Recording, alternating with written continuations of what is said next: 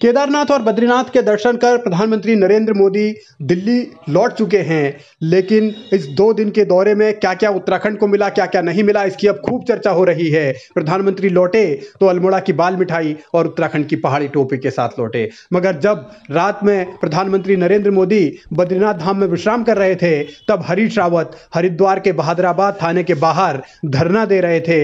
रात भर वो थाने के बाहर ही सोए रहे, कार्यकर्ता भी वहीं थे, उनकी विधायक बेटी अनुपमा रावत भी वहीं थी। तो हरीश रावत का ये धरना जाहिर है लोकतांत्रिक मूल्यों के हिसाब से और लोकतांत्रिक तौर तरीकों के हिसाब से कई मायनों में अहम है। हरीश रावत ने बहादुराबाद थाने के बाहर ही रात में खाना भी खाया, वहीं पर डेरा जमाए रखा, और ये सियासी लड़ाई आखिरकार कहां जाकर थमेगी इसका कोई अनुमान फिलहाल नहीं है। रात भर जब वो बहादुराबाद थाने के बाहर सोए रहे, सुबह जब उठे तो एक्सरसाइज भी उन्होंने बहादुराबाद थाने के बाहर ही की। तो ये हरीश रावत की सियासत का वो रंग है जिसके लिए वो जाने पहचाने जाते हैं, लेकिन इस सियासत से आगे कितनी सफलता मिलेगी इसको लेकर बहुत सारे सवाल अभी से उठने लगे हैं। असल में ये धरना हरिद्वार में कांग्रेस कार्यकर्ताओं पर किए गए मुकदमों को लेकर है। कांग्रेसियों का आरोप ये है कि जो मुकदमे हैं वो सब फर्जी दर्ज किए गए हैं, जानबूझकर फंसाया जा रहा है कांग्रेसियों को और कार्यकर्ताओं को प्रताड़ित किया जा रहा है। इसीलिए 2-3 दिन से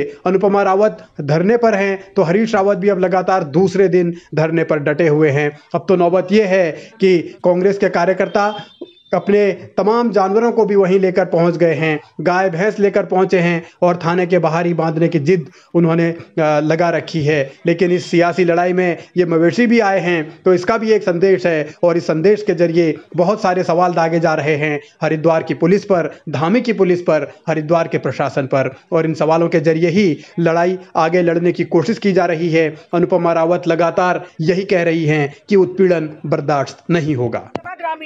ठीक है, ये जब हमारे परिवार के लोगों को यहाँ पर बंद कर रहे हैं तो परिवार का ये भी तो सदस्य हमारे। हाँ, मेरी विधानसभा ग्रामीण, मेरे जोटे बुग्गे यहीं रहेंगे और क्या रहेगा। मैम किस चीज का विरोध कर रहे थे आपने? जोटे बुग्गे बुलाए हैं क्या? भैया हमारा परिवार है, ये भी हमारे परिवार के सदस्य। और एक बात बताओ, झूठे मुकदमे किए जा रहे हैं, 100 से अधिक आपराधिक मामलों में हमारे पार्टी के वर्कर्स को फंसाया जा रहा है, झूठे मुकदमे करे जा रहे हैं। कोई ऐसा व्यक्ति नहीं, कोई ऐसा गांव नहीं जहां पार्टी के वर्कर का उत्पीड़न नहीं किया जा रहा। उनको बुलाया जा रहा है और कहा जा रहा है या तो भाजपा ज्वाइन करो, और पुलिस करवा रही है, जिला प्रशासन करवा रहा है। साफ तौर पे उनको बुला बुला के धमकी दी जा रही है, या तो भाजपा ज्वाइन कराओ नहीं तो अपने घर के अंदर घुस जाओ। अनुपमा रावत ने हरिद्वार ग्रामीण सीट से पूर्व कैबिनेट मंत्री यतीश्वरानंद को हराकर जीत हासिल की थी। 2017 में अपने पिता को मिली हार का भी बदला लिया था, मगर अब नौबत यह है कि विधायक के पिता और पूर्व मुख्यमंत्री को धरने पर बैठना पड़ रहा है। और हरीश रावत तो यहां तक चेतावनी दे रहे हैं कि अगर इससे भी बात नहीं बनी तो वह एसएसपी आवास के बाहर आमरण अनशन करेंगे, और उससे भी मसला हल नहीं हुआ तो फिर वो अपने प्राणों की आहुति देने के लिए भी तैयार हैं। ऐसे में यह लड़ाई कितनी लंबी खिंचेगी और इस लड़ाई का समाधान क्या होगा, इसका इंतजार हर किसी को है।